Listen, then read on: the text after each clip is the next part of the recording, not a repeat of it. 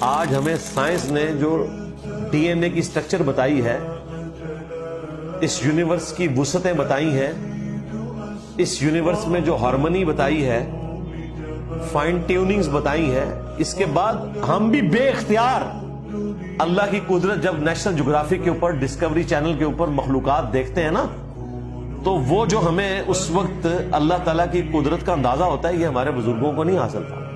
ان کا ایمان بالغیب تھا، ہمارا تو کئی معاملات میں ایمان بالشہادہ ہو چکا ہے۔ اور ظاہر میں ان بزرگوں کی بات کر رہا ہوں جنہوں نے پیغمبر کا زمانہ نہیں پایا۔ جو پیغمبر کا زمانہ پاتے ہیں تو وہ تو معجزات خود دیکھ لیتے ہیں، ان کا لیول تو اس سے بھی اونچا ہوتا ہے۔ لیکن آج سائنس کی برکت سے اللہ تعالیٰ نے آج کے انسانوں کے لیے کافی حد تک کمپنسیشن اس حوالے سے کر دی ہے۔